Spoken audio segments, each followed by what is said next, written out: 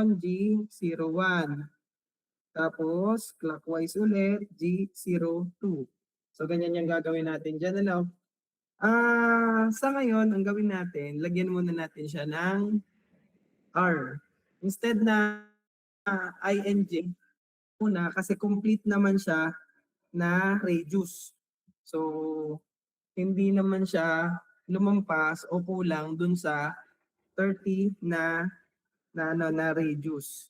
Kumbaga nabuo niya yung 1/4 nung circle. So kung ganon, madali lang yan kasi susulat lang natin yung mismong radius niya. Hindi na kailangan muna natin. Para ma-represent lang natin yung G and R, yung G2 dun sa ating discussion. So yun lang muna yung sulatan natin. So dito sa part na to, si P1, G01, tapos si P2 papunta sa P3 will be G0. So babalik na rin, burahin natin. So papunta dito, G01. Tapos papunta naman dito, G02. Kapag ganon, G01. Kapag ganon naman, G0, mula P4, papunta sa P5, G02. Papunta sa P6, 01 ulit. Sa P7, 02 ulit. Papunta sa P8, G01. Pabalik doon ay G02. So, yan yung ating gagawin. So, anuhin natin, isa-isahin natin. Pero before that, kailangan natin palang lagyan ng mga preparatory codes. Ano yung mga preparatory codes? Para malaman ng machine mo kung ano ba yung units na gagamitin natin. So, G20, ano ba ang mm? 20. So, G20. Tapos, magsisimula tayo sa plane ng XY. So, XY plane, G17, ano pa? Ano yung G28? Ano yung G28? Patype mo nga dyan. Bakit tayo maglalagay ng G28? Tapos, bakit ako maglalagay ng return to machine 0? Tapos, maglalagay ako ng G90. Bakit? Siya ay ano? Siya ay absolute. So, absolute yung gagamitin natin. So, yan yung ilalagay natin na preparatory dun sa unang block. Sa padalawang block, susulatan natin dito. Ay, dito na lang natin isulat para kita natin yung ating mga ginagawa sa side na to.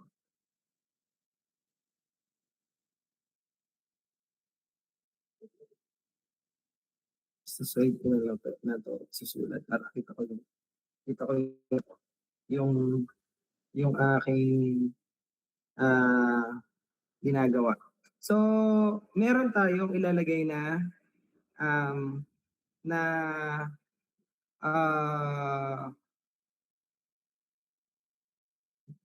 isa pang preparation, yung ating tool. So, T1M06. Ano yung M06? So, tool number 1 yung gagamitin natin. Yung M06 will be, ano yung M06? Automatic tool change. So, automatic tool change tayo ng T1.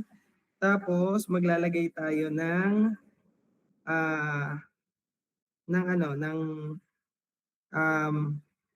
M03. Ibig sabihin nun, papaandarin natin yung tool. Tapos, anong speed? So, paano nga ba natin makukompute yung speed? So, maglalagay lang muna ako dito ng 1,273. Yan. So mamaya tingnan natin kung paano yun gagawin. So 1,273, tapos kunyari still yung gagamitin ko. Then maglalagay ako dito ng G, ah, di ba naglagay tayo ng tool change, nagpaikot tayo ng machine. Papupuntahin natin yung machine natin, G0, dun sa malapit. So lagyan natin ng G0, X, 0, Y, 0. Tapos maglagay tayo dito ng G0 ulit. Tapos yung Z natin, ibaba natin lang ng 10. Parang ilapit lang natin yung machine natin, yung ating tool bit, doon sa atin pong, anong tawag dyan? Yung ating tool bit sa ating ima-machine. Tapos, lagyan na natin siya ng G1. Tapos, lagyan natin siya ng Z. Wait. Pumunta muna tayo dun sa unang point. G00 muna. G00, X, X 30. Tapos, Y0. Ay, walang wala nito.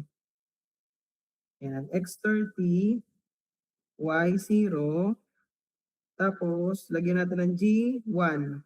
Z, negative, sabihin natin negative 10. Ang lalim. Negative 5 lang. Negative 5 mm. Tapos, lalagyan natin siya ng F. Ano yun? Feed rate. So, yung feed rate natin, kunyari na-compute natin, nakalagay sa feed rate natin, will be 150. Kunyari lang, yun yung feed rate na Mamaya, i-compute natin kung paano natin makukuha yung feed rate. Pero, G0,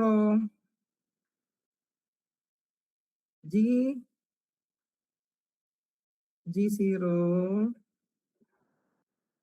1, na nagbumaba siya, tapos nandun na siya sa pwesto na to. Ito. Sa pwesto na to. No. So, ang gagawin natin, lalagyan natin siya ng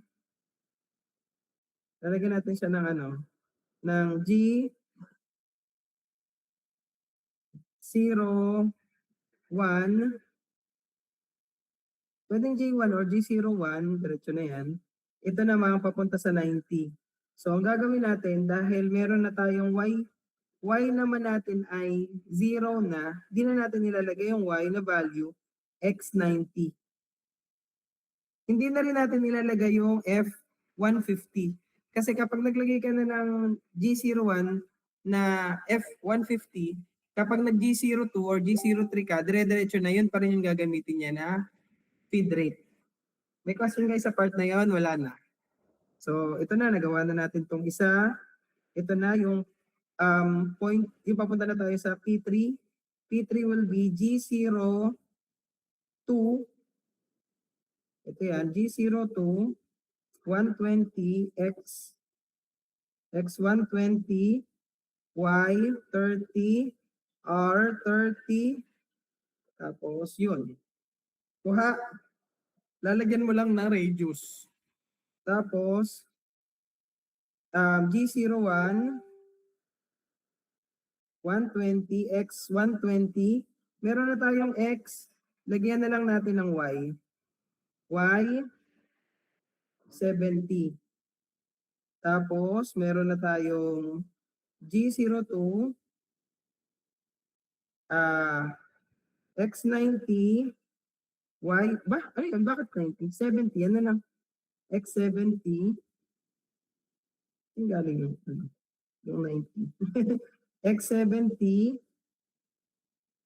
yan, 70, Y100, R30, tapos, yung P6 natin, G01,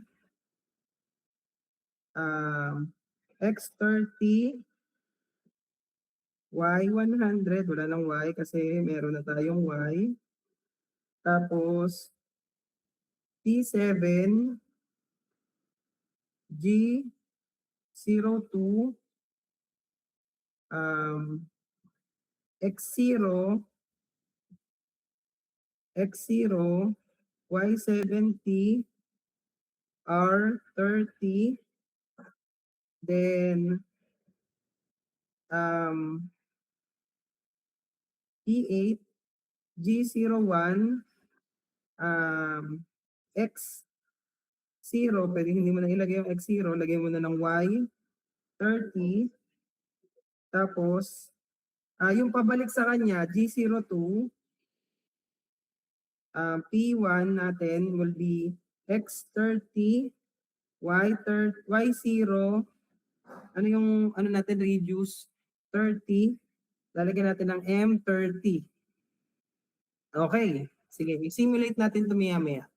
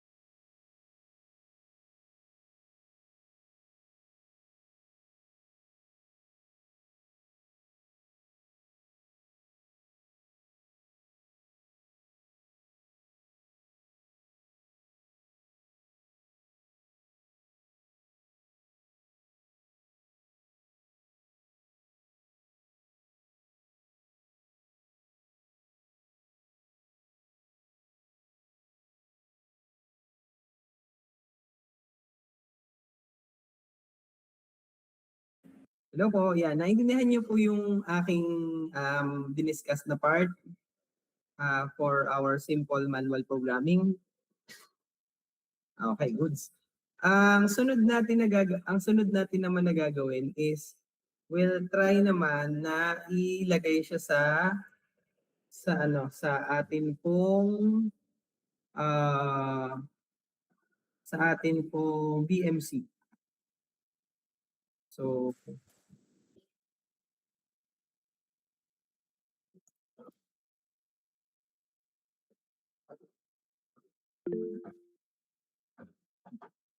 yes, Sir Alice. Millimeters po ang ating units po na ginagamit na. Ano ba nilagay ko? 20? G20 po. Okay. Natin ng G21. Okay. Babaguhin ko lang din tong sa ano ko. Sa aking PowerPoint. Mali yung screen. Hindi kasya. So, sa screen natin, baguhin ko lang.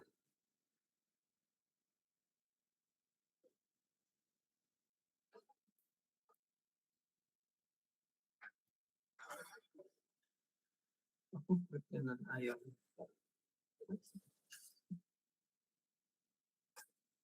Wait.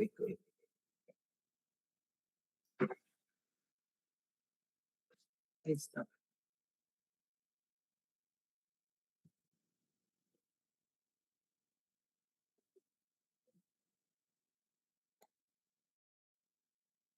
So, wait lamang. Akin muna. I-insert yung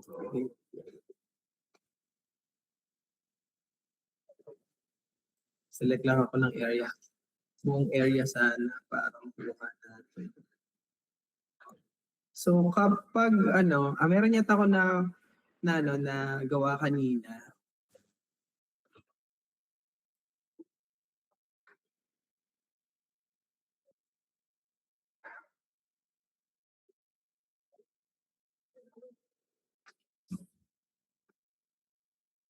Yung sinimulate ko kanina, alam ko gumawa ako ng first ko.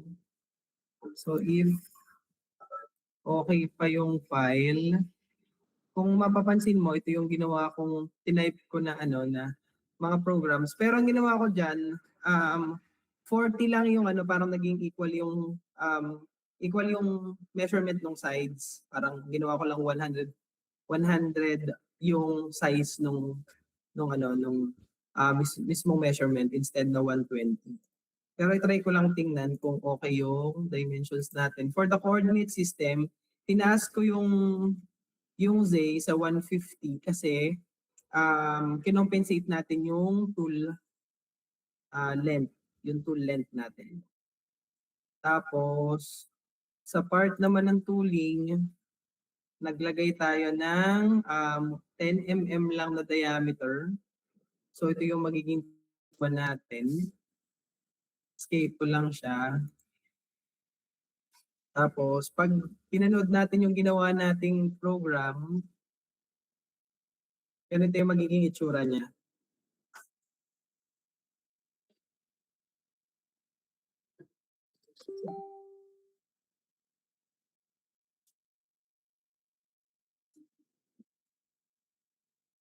So yan, nag G01 na, then G02,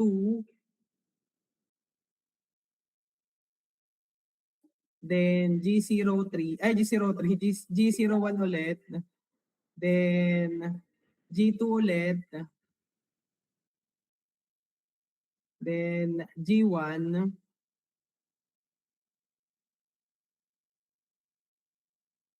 then G02, tapos naglagay ako ng yung ano, yung Z bago mamatay. Tapos pupunta muna siya sa G00 na X0, Y0, Z0. O kung gusto mo naman mag X28 ka. So, ayun. Testingin natin gawin din siya. Subukan natin gawin yung ating ginagawang program kanina, which is mag-new tayo. So mag-new lang tayo tapos gawa natin ng program yung kaninang ginawa natin sa ating paper. So meron tayong 250 by 250 by 50. Still yung gagamitin natin. Skip lang natin to ang calculator dito. So hanapin mo lang yung steel. So steel. So yung steel, meron yung recommended na cutter diameter sa mm. Pero ang gusto mo nating cutter diameter is 10. So yung cutter diameter natin is 8 to 10. May recommended siya na cutting speed which is 35 to 50. Yun yung ilalagay mo na cutting speed. Dito. May manual computation yan. Pero yun ay nakadepende sa workpiece at tool diameter. Then maglalagay ka ng, makikita mo yung recommended cutting speed. And may recommended din to na feed per tool. So lalagyan mo lang siya ng 0.3. 0.03, sorry. 0.03.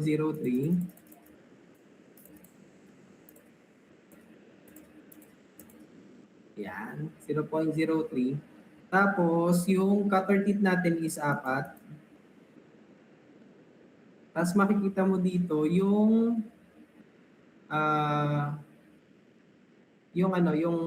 spindle speed niya at saka yung recommended feed rate. Pero kung gusto natin na mas mataas yung natin, yung cutting speed natin, or kung gusto natin na itaas natin yung cutting speed or ibaba natin yung cutting speed.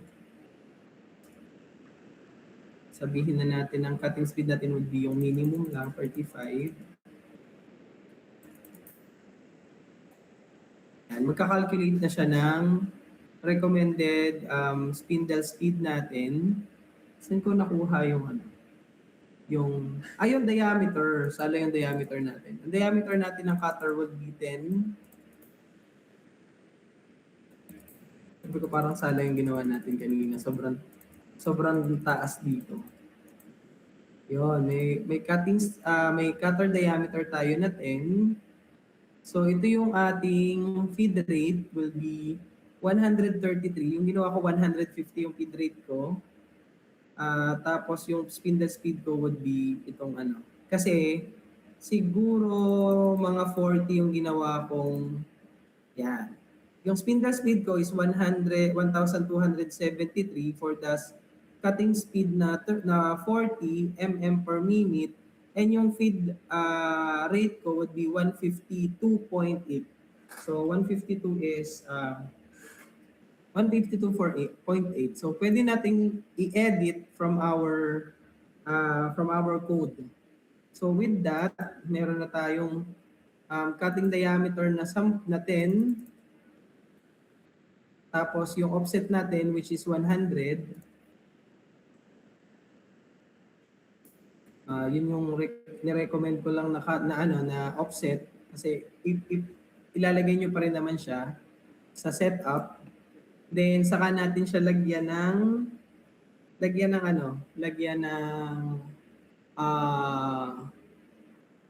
ito pong coordinate system natin. I-adjust lang natin ng konti dito kasi pag 0, dito na tayo nag-0, ito na yung 30, doon na siya kakat. Pero kung medyo lalagyan mo siya ng ipapasok natin ng konti yung ating ikakat, yung ating profile, nandito yung magiging 0 natin. Yan yung x0, y0 natin. Pero kailangan nating i-offset ng 100. So 50 tong element plus 100 na tool compensation which is na-set natin kanina, 150. So escape lang natin. Tapos saka natin ipaglalagay yung ating text. So yung text natin, G21, G21, G17, G28, G90, T1,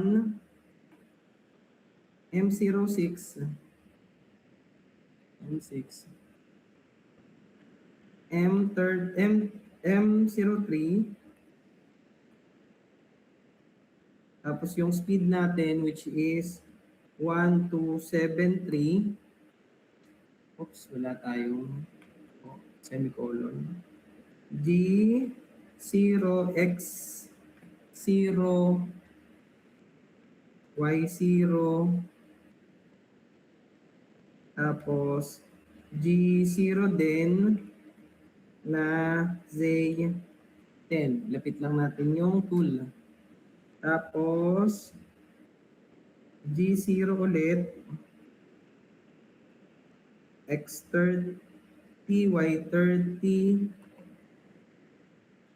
Y30 X30 Y0 tapos G1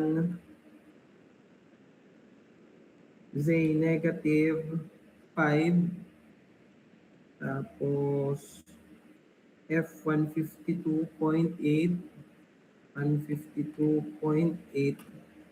is do sa recommended na pero kailangan marunong din kayo mag-calculate ng inyo. So G01 X90 X90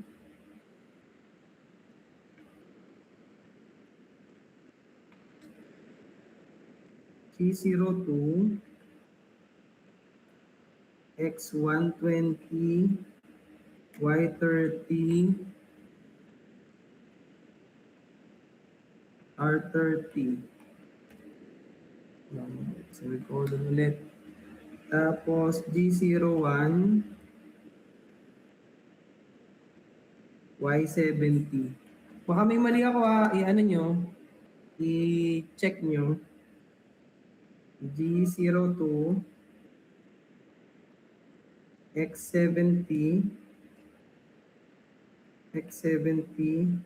Y100,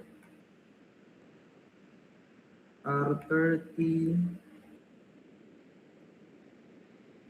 G01, F01, X30, G02, X0, Y70, R30,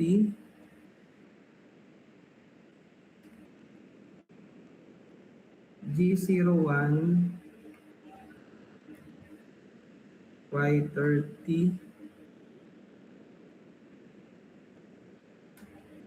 G02, X30, Y0, R30. Tapos, papatigilin natin yung machine, ay yung ano, yung spindle. Paano patigil ng spindle? M0, ano? M0, ano? Pagpapatigil ng spindle. Uy, M0, wala na nag ano, wala na nag comment. O ringin niyo pa ba ako dyan? Uy, paano patigilin ng spindle? Sir, M05 po. Yon, hindi ko makita yung inyong ano. Yan, M05. Sino yun?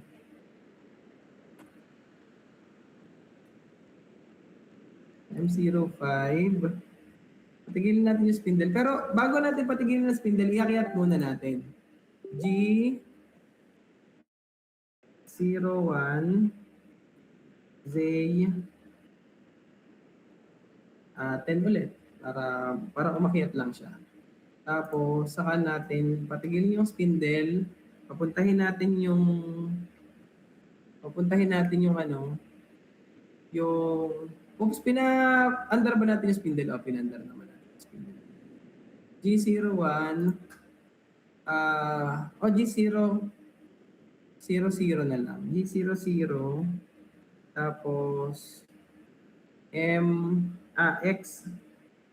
Y0, tapos, G28, tapos, G28, X0. Pero pwede ba yun? Tingnan natin kung pwede yung X0, Y0, Z0 na Z28. Tapos, saka natin papatayin, M30. Okay. As testing. Okay. Mali yung G00,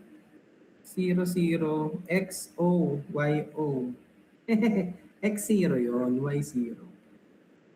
Ina-testing lang natin kung pwede yung O dun sa 0. X0, Y0. Yun. Hoy, wala tayong tool.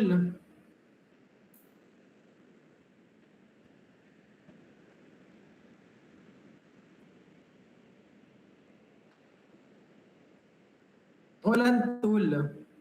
So, anong walang tool? T1 o T2 dapat. T2 yung nakalagay. Wala naman tool yung T2. So, T1. Ayun. Walang tool. Mali yung tool natin.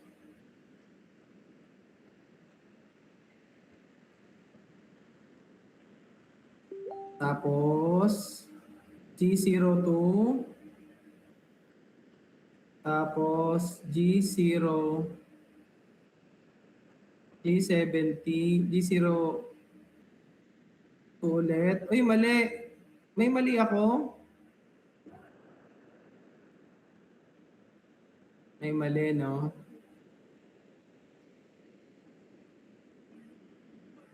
May mali tayo sa record. Ano yun? G02.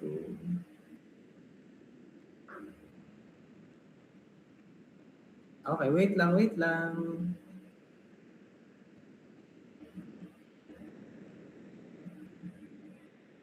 May mali. So, mali yung toolpath dahil mayroong na-type. So, sige, subukan natin tingnan. Ano yun? G0, G01, G02, G6, G01, tapos G02, X70. Dapat ba yung ano yan? X90 dapat to. Tama ba? X90 by 100. Yon, mali. Dapat X90 by 100. Sino ano? Okay. Okay, thank you. Nakita na. X90. Uy, ayaw niyang gumalaw. Ayaw niyang mag... Wait lang.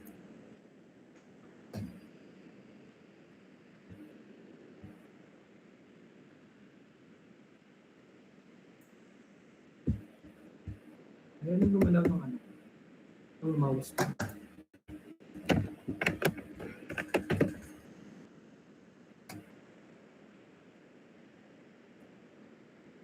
Wait lang. Ayaw gumalaw ng mouse natin. Ano tayo?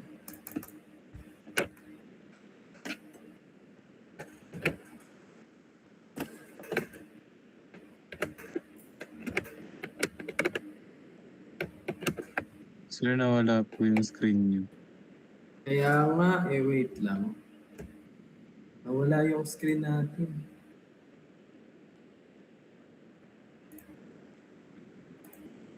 Yun. Subukan natin. Asan na yun? Yun, naghalahok-lahok na. So this will be G02 X90.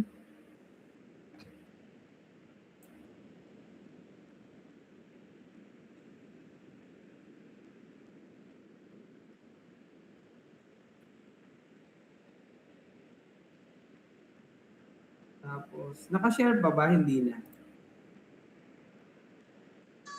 Hindi Sir, po, hindi. sir. Hindi pa din po. Okay. Ayun. Ito yung pagkakamali natin kanina. Nakashare na ba? Ayaw pa. Parang hindi. Nakashare na ba? Okay na po, sir. Okay. Tagal. Mabagal ang internet natin. So, ito yung pagkakamali natin kanina. Ang nakalagay dito kanina is G02X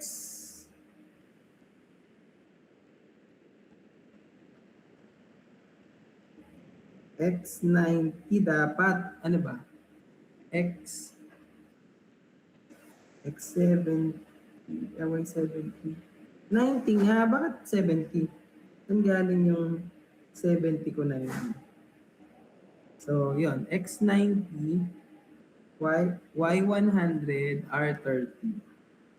So, okay na yan. Sige nga. Subukan ulit natin. So, yun. Nagpalit ng T1, G01, papunta dito sa X90 natin. G02, X120, Y30, R30, G01, tapos G02 natin, X90, Y100, R30, G01, X30, G02, X0, Y70, R30, tapos G01, Y30, tapos ay G02, X30, Y30, R0, tapos aakyat, mamamatay, pupunta na ulit sa ano. Okay ba?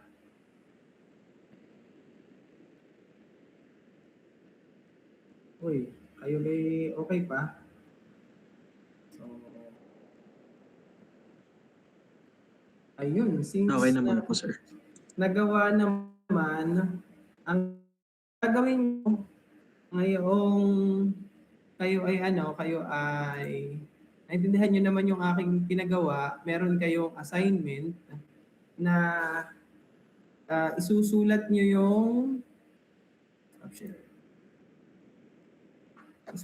yung ano ko, yung aking assignment.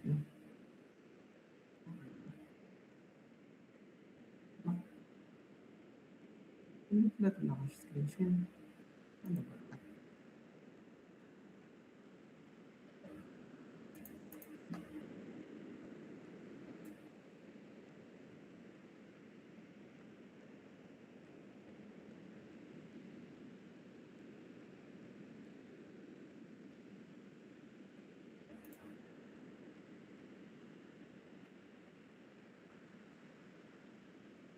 Wait. Meron akong sinend sa inyo.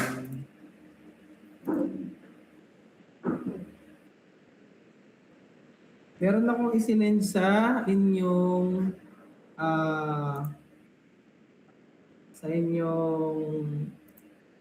Google Classroom.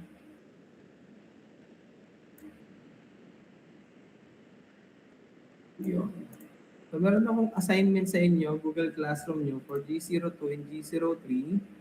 Gagawa kayo ng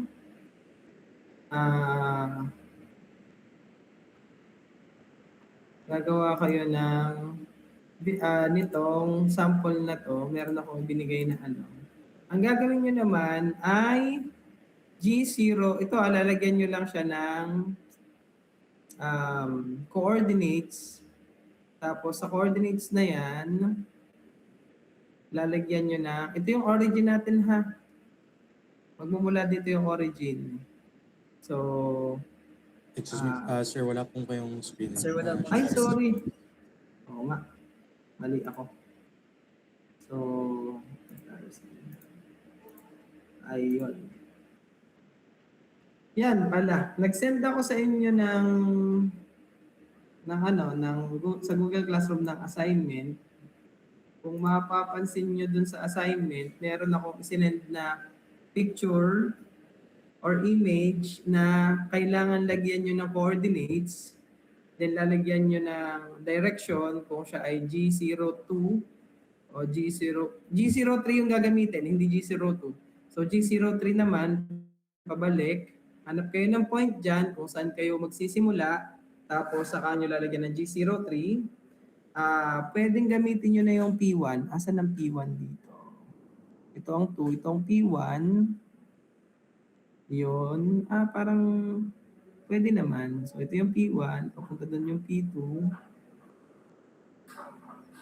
P3, P4, P5. Parang wala namang problema kung ito yung P8 natin. Ang P1 ay narito. P9 ay narito. P9. Mula dito sa dulo. Kayo na bahalang pumili pala ng points. Kung saan nyo gustong kumuha ng points. So, ayan yung ating sample na image. Hanapin nyo kung paano nyo gagawin yan using atin pong instructions. So, hanggang 3 o'clock lang, hanggang 3:30. So, gawin nyo ng inyo. At isisend po ang picture ng nagawa nyong G-code and yung inyong nagawang YouTube video na link dito sa atin pong assignment na to. So, ayun lang at kita tayo next week. Hopefully, magkita tayo next week for our class. Yes po. Yes? Sir, hanggang 3:30 lang po mamaya po. Po, hanggang 3:30 lang nakalagay na assignment. So, meron kayo 1 hour para gawin yung aking assignment. Thank you. God bless you. Kita-kita tayo next week.